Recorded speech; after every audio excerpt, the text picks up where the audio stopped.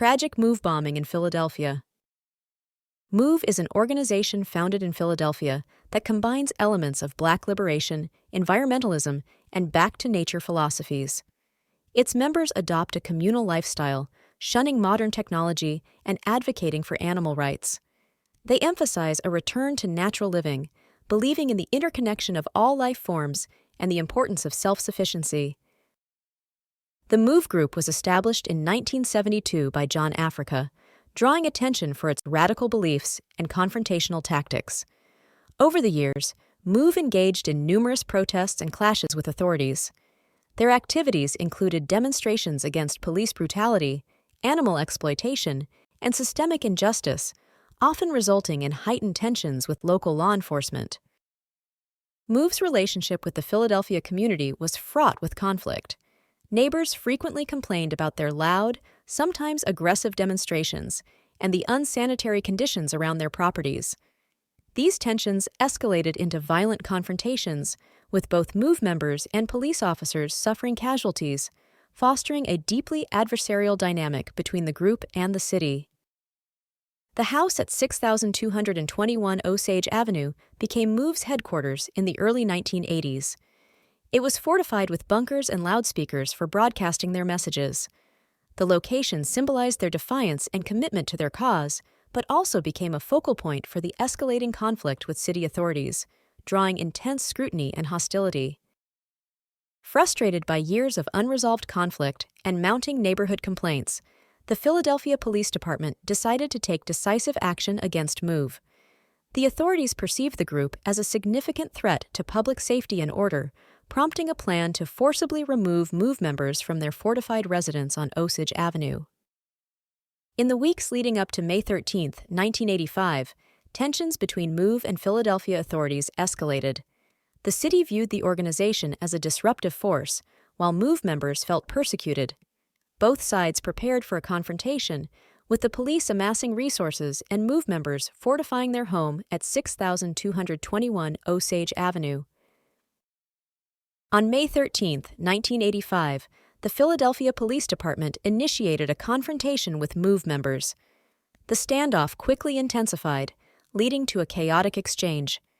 Move members refused to surrender, and the police deployed tear gas and water cannons in an attempt to force them out, but these tactics proved ineffective. As the standoff continued, city officials decided on a more drastic measure. They authorized the use of a satchel bomb, hoping it would force Move members to evacuate. This decision came after intense discussions among top officials, who were desperate for a resolution and underestimated the potential consequences of such an action. The satchel bomb, containing a potent mix of explosives, was designed to breach the fortified Move house. The police believed it would create an opening for a tactical assault. However, the decision to employ such a device in a residential area posed significant risks, which were not fully considered. A state police helicopter was deployed to drop the bomb on the fortified rooftop bunker of 6221 Osage Avenue. The pilot released the device, which exploded upon impact. The blast was far more powerful than anticipated, causing extensive damage to the Move house and igniting a fire that would soon engulf the neighborhood. The immediate aftermath of the bomb drop on 6221 Osage Avenue was chaotic and devastating. The explosion tore through the Move house, causing extensive damage and igniting a fire that quickly spread. Residents in the surrounding area were thrown into panic as they witnessed the unfolding catastrophe. The fire that ensued from the bombing rapidly engulfed multiple homes on the block. Fueled by strong winds and flammable materials, the blaze became an uncontrollable inferno. Efforts to extinguish the flames were hindered by the intensity of the fire, leading to widespread destruction. The Philadelphia Fire Department's response to the growing blaze was criticized for its delay and lack of coordination. There were conflicting orders and miscommunication among officials, complicating the efforts to control the fire. This response failure contributed significantly to the extensive damage that followed. Attempts to control the fire were ultimately insufficient, and the blaze raged on for hours. Despite the presence of fire crews, little could be done to prevent the fire from spreading to neighboring homes. The lack of an effective firefighting strategy exacerbated the already dire situation. The destruction of the Move house and surrounding homes was catastrophic. The entire block was reduced to smoldering ruins, leaving many families homeless. The loss of property and the sheer scale of the devastation were unprecedented, forever altering the landscape of the community. 11 people were killed in the Move bombing, including 5 children, marking a tragic loss of life.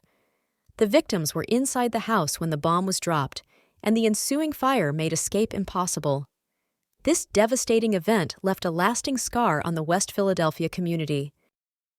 Survivors of the tragic event included 1 adult and 1 child who managed to escape the inferno. Their survival stories became a poignant reminder of the human cost of the confrontation. Both individuals carried the emotional and physical scars of that fateful day, symbolizing resilience amid catastrophe. The impact on the West Philadelphia community was profound and far-reaching. The destruction of homes and loss of lives shattered the sense of security for many residents. The community grappled with grief, anger, and a deep-seated mistrust of authorities, altering its social fabric permanently. Media coverage of the bombing and fire was extensive, capturing national and international attention. News outlets broadcasted harrowing images of the burning neighborhood, fueling public outrage. The extensive media focus brought the incident to the forefront of public discourse, highlighting issues of police brutality and systemic racism. Public reaction to the event was overwhelmingly one of shock and anger. Citizens from various walks of life condemned the excessive use of force. Protests and rallies were organized, demanding accountability and justice for the victims. The widespread outrage underscored the deep divisions and tensions within American society. City officials and the police department initially justified their actions by framing the Move organization as a radical, dangerous group. They argued that public safety necessitated decisive measures. However, as details emerged, the narrative began to shift, revealing a complex web of misjudgments and escalating confrontations. The Philadelphia Police Department faced significant legal scrutiny following the bombing. Lawsuits were filed by survivors and families of the victims, accusing the police of excessive force and gross negligence. The legal battles brought to light procedural failures and questioned the decision-making processes that led to the tragic event. Investigations into the incident revealed a series of critical errors and lapses in judgment by city officials and law enforcement. Reports highlighted failures in communication, planning, and execution. These findings fueled public outrage and demanded accountability, leading to a broader discussion about police practices and community relations. Mayor Wilson Goode, who was in office during the bombing, found his leadership heavily criticized. His role in authorizing the police action came under intense scrutiny. Goode's subsequent public apologies sought to address the community's anger and grief, but his administration struggled to regain trust and credibility. City officials issued public apologies, acknowledging the catastrophic errors that led to the loss of lives and homes. These statements aimed to begin healing the deep wounds inflicted on the community. The apologies marked the start of a long journey towards reconciliation and rebuilding trust between the authorities and the residents of Philadelphia. The Move bombing left a lasting imprint on the organization, fundamentally altering its dynamics and public perception. Survivors and supporters faced increased scrutiny and adversity, leading to a more insular and wary community. The tragedy galvanized Move's commitment to activism, yet it also underscored the devastating consequences of their confrontations with authorities. The African American community in Philadelphia was profoundly affected by the Move bombing. The incident highlighted systemic racism and the brutal lengths to which authorities would go to suppress dissent. It deepened mistrust between the community and law enforcement, fostering a legacy of suspicion and demands for justice and accountability. Rebuilding Osage Avenue was a complex and emotionally charged process. The fire's devastation left many residents homeless and traumatized. Efforts to reconstruct the neighborhood were marred by poor workmanship and bureaucratic delays, symbolizing the broader neglect faced by marginalized communities. The scars of the event remain visible. Memorials and tributes to the victims of the Move bombing serve as poignant reminders of the tragedy. Ceremonies, plaques, and public art installations honor the lives lost and the resilience of the survivors. These memorials ensure that the painful history is not forgotten and continue to inspire calls for justice and reform. The MOVE bombing has permeated popular culture and media, serving as a stark example of state violence against its citizens. Documentaries, books, and films have explored the incident, bringing it to wider audiences. This cultural representation keeps the conversation alive, ensuring the lessons of the tragedy remain relevant in contemporary discourse. The MOVE bombing has been extensively analyzed by scholars who delve into its implications on urban policy, race relations, and police practices. Academic discussions often highlight the systemic failures and racial biases that contributed to the tragedy, offering critical insights into how institutional dynamics can escalate conflicts with marginalized communities. This incident underscores the dangers of police militarization, where the deployment of military-grade weaponry against civilians resulted in catastrophic loss. Scholars argue that such an approach reflects deeper societal issues, including the prioritization of state power over civil rights, further eroding public trust in law enforcement institutions. The MOVE bombing significantly influenced future police policies, prompting a re-evaluation of the use of force in urban settings. Policymakers began to scrutinize the protocols for engaging with community groups, aiming to prevent similar escalations.